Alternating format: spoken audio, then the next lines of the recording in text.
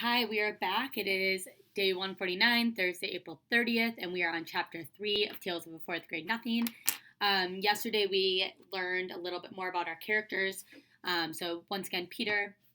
So far, Peter's been very polite, normal fourth grader. Yeah, nothing, a little annoyed with his younger brother. And we learned about his younger brother being a little bit more of a problem, definitely a little bit more of a troublemaker, definitely a little bit more wild. So we're going to learn a little bit more about that today. So today we're going to talk about problems. Problem is what goes wrong in a story. The problem or the conflict drives the plot.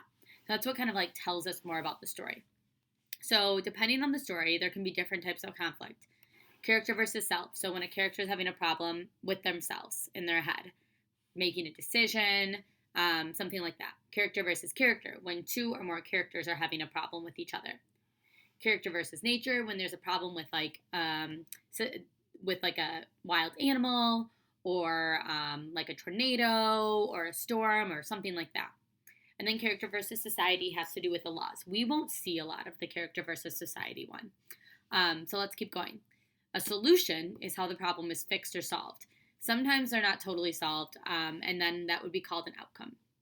So, steps to answering plot questions. So again, that's like problem and solution.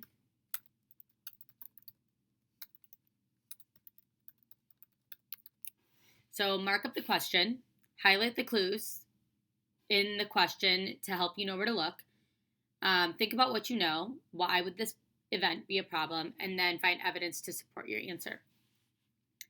So we're looking back at chapter 2 from yesterday for our example. So chapter 2, the main problem is Peter is mad at his mom. So again, I'm going to look right here. I'm going to actually highlight this before because I want to look for the main problem. And again, I'm looking in chapter 2. So that's yesterday's chapter. Peter is mad at his mom. Fudge is ruining the Yarbys' stay at their house. Fudge keeps crying, or Peter's mom doesn't want the Yarbys to stay. So the first thing I would do, and if I had chapter 2 down here, I would go back to it. Do I have it over here?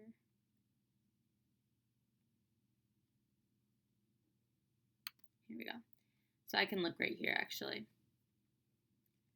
First thing I would do is I would go back to chapter 2. So here's chapter 2.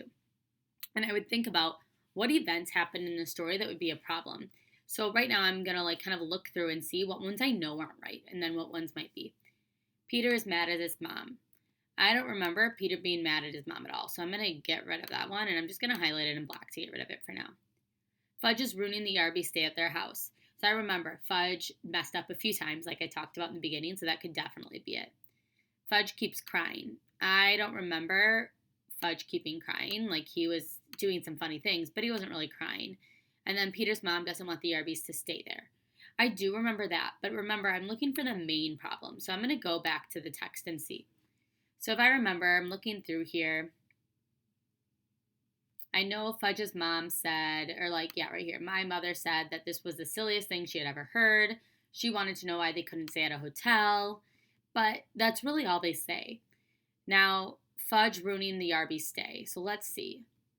So the first thing Fudge does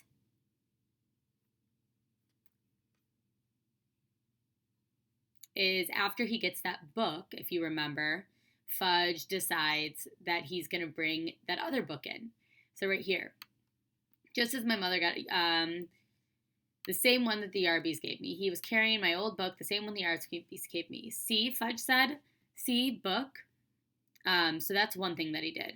Then he goes to bed, but he comes out of his crib and he brings the reptile. So he comes and he brings Dribble right in the middle of dinner and sticks it under Mr. Yarby and Mrs. Yarby's face.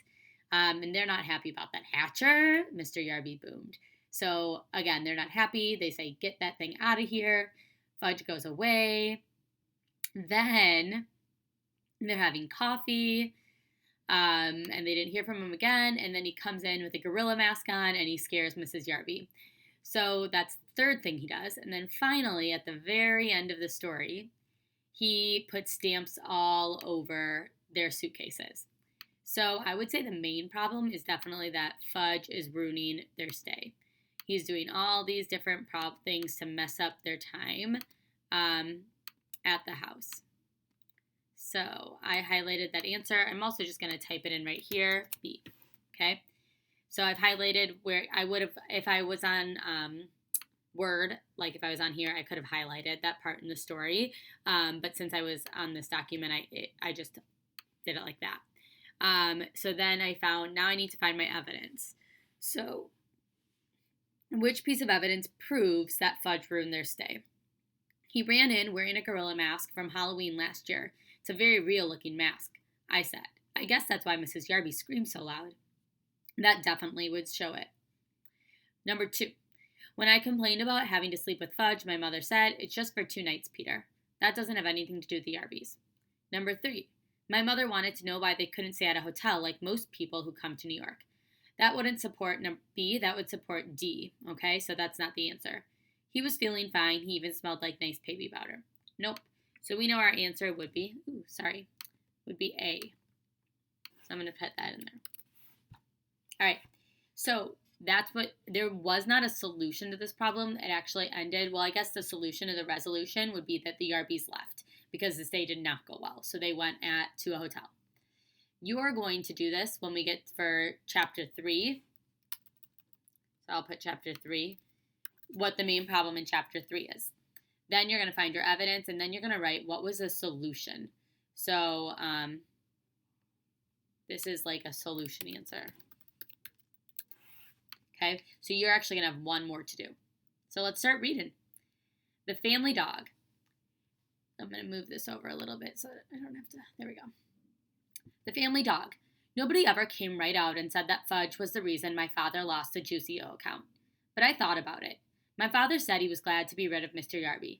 Now he could spend more time on his other clients, like Toddlebite Company. My father was in charge of their new TV commercial. I thought maybe he could use me in it since I know how to stand on my head. But he said he wasn't planning on having any headstanders in that commercial.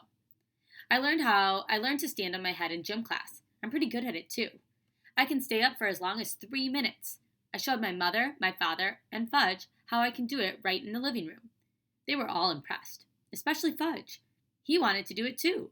So I turned him upside down and tried to teach him, but he always tumbles over backward. Right after I learned how to stand on my head, Fudge stopped eating. He did it suddenly. One day, he ate, fine, and the next day, nothing. "No eat," he told my mother. She didn't pay much attention to him until the 3rd day, when he still refused to eat. She got upset. "You've got to eat, Fudgy," she said. "You want to grow up and be strong, big and strong, don't you?" "No grow," Fudge said. That night, my mother told my father how worried she was about Fudge. So my father did tricks for him while my mother stood over his chair trying to get some food in his mouth. But nothing worked. Not even juggling oranges. Finally, my mother got the brilliant idea of me standing on my head while she fed Fudge. I wasn't very excited about standing on my head in the kitchen. The floor is awfully hard in there. But my mother begged me. She said, "It's very important for Fudge to eat. Please help us, Peter." So I stood on my head. When Fudge saw me upside down, he clapped his hands and laughed. When he laughs, he opens his mouth. That's when my mother stuffed in some baked potato into it. But the next morning, I put my foot down. "No, I don't want to stand on my head in the kitchen or anywhere else," I added. "And if I don't hurry, I'll be late for school." "Don't you care if your brother starves?" "No," I told her. "Peter, what an awful thing to say." "Oh, he'll eat when he gets hungry. Why don't you just leave him alone?" That afternoon, when I came home from school, I found my brother on the kitchen floor playing with boxes of cereal and raisins and dried apricots. My mother was begging him to eat. Pause. So far, what is the problem? I'm not going to tell you. You guys have to be thinking about it. Let's keep going and see what happens next. "No," I told her. Where was I?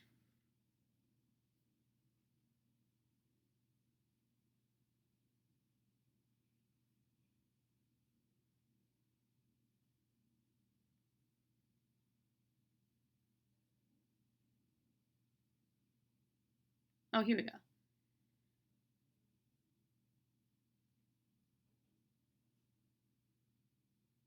There we go. "No, no, no," Fudge shouted. He made a terrible mess, dumping everything on the floor.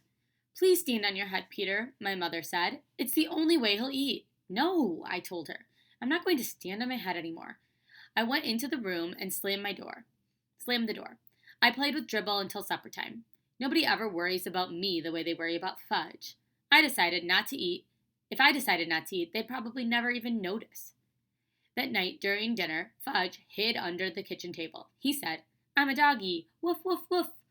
It was hard to eat with him under the table pulling on my legs. I waited for my father to say something, but he didn't. Finally, my mother jumped up. I know, she said. If Fudgy's a doggy, he wants to eat on the floor, right? If you ask me, Fudge never even thought about that. But he liked the idea a lot. He barked and nodded his head. So my mother fixed his plate and put it under the table. Then she reached down and petted him, like he was a real dog. My father said, Aren't we taking this a little too far? My mother didn't answer. Fudge ate 2 bites of his dinner. My mother was satisfied. After a week of having him eat under the table, I felt like we really did have a family dog. I thought how great it would be if we could trade in Fudge for a nice Cocker Spaniel. That would solve all my problems. I'd walk him and feed him and play with him. He could even sleep on the edge of my bed at night. But of course, that was wishful thinking. My brother is here to stay, and there's nothing much I can do about it. Grandma came over with a million ideas about getting Fudge to eat. She tricked him by making milkshakes in the blender. When Fudge wasn't looking, she threw in an egg. Then she told him to drink it up, all as if there would be a surprise at the bottom of the glass. The first time he believed her. He finished his milkshake. But all he saw was an empty glass. There wasn't any surprise. Fudge got so mad he threw the glass down. It smashed into little pieces. And after that, Grandma left. So again, we're learning more about Fudge. He's kind of rude, like throwing that on the ground. That's a problem. Let's keep going and see what happens next. The next day, my mother dragged Fudge to Dr. Cohn's office.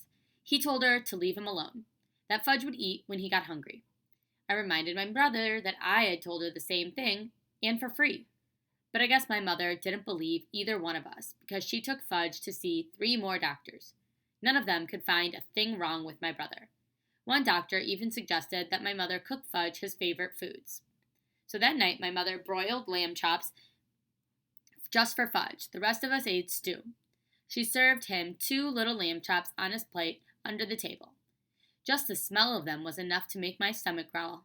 I thought it was mean of my mother to make them for Fudge and not for me. Fudge looked at his lamb chops for a few minutes, then he pushed his plate away. No, he said. No chops. Fudgy, you'll starve, my mother cried. You must eat. No chops. Cornflakes, Fudge said. Want cornflakes. My mother ran to get the cereal for Fudge. You can eat the chops if you want them, Peter, she told me. I reached down and helped myself to the lamb chops. My mother handed Fudge his bowl of cereal, but he didn't eat it. He sat at my feet and looked up at me. He watched me eat his chops. Eat your cereal, my father said. No, eat cereal, Fudgy yelled. My father was really mad. His face turned bright red. He said, Fudge, you will eat that cereal or you will wear it.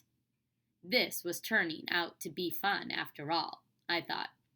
The lamb chops were really tasty. I tipped the bone in some ketchup and chewed away. Fudge messed around with the cereal for a minute. Then he looked at my father and said, No eat, no eat, no eat. My father wiped his mouth with a napkin, pushed his chair, and got up from the table. He picked up the bowl of cereal in one hand and Fudge in the other. He carried them both into the bathroom. I went along, nibbling on a bone to see what was going to happen. My father stood Fudge in the tub and dumped the whole bowl of cereal right over his head. Fudge screamed. He sure can scream loud. My father motioned for me to go back to the kitchen. He joined us in a minute. We sat down and finished our dinner. Fudge kept screaming. My mother wanted to go to him, and my father told her to stay where she was. He'd had enough of Fudge's monkey business at mealtimes. I think my mother really was relieved that my father had taken over. For once, my brother got what he deserved, and I was glad. The next day, Fudge sat at the table again, in his little red booster chair, where he belongs. He ate everything my mother put in front of him. No more doggy, he told us. And for a long time after that was his favorite expression. Eat it or wear it. All right. So for this one, you are going to choose the problem, choose your evidence, and the correct answer. And tomorrow we'll read chapter 4. Bye.